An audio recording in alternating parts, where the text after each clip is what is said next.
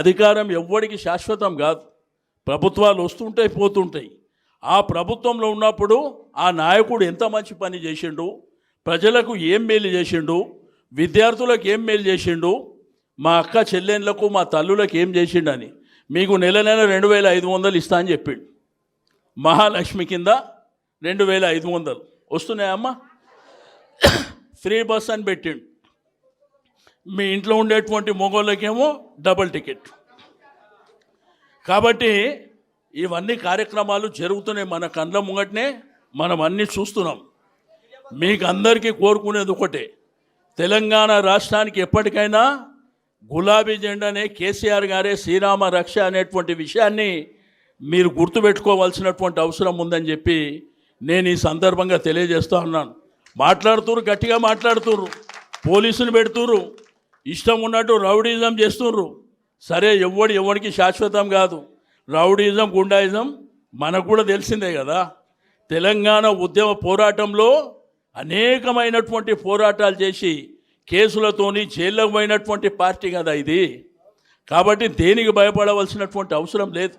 రాజకీయాలలో ఒడిదుడుకులు ఉంటాయి, కానీ తప్పకుండా ఒకసారి ప్రజలు ఆలోచించి దొంగ మాటలు చెప్తున్నారు కదా, వీళ్ళకు అవకాశం ఇస్తామని చెప్పి వాళ్లకు నిజమేందో బట్టబయలు అయిపోయింది.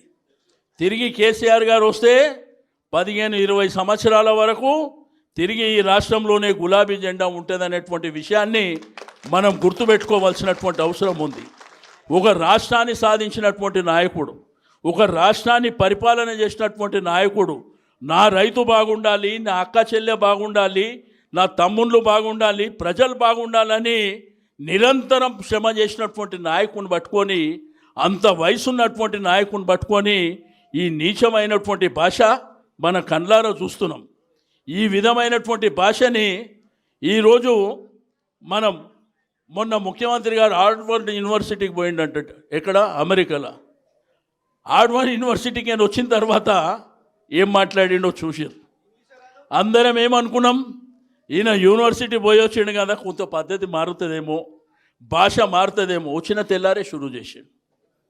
కాబట్టి కుక్క తోకకు అది ఎంత చేసినా అది వంకరనే ఉంటుంది అనేటువంటి విషయాన్ని మనం గుర్తెరగాలని చెప్పి నేను ఈ సందర్భంగా తెలియజేస్తూ ఉన్నాను.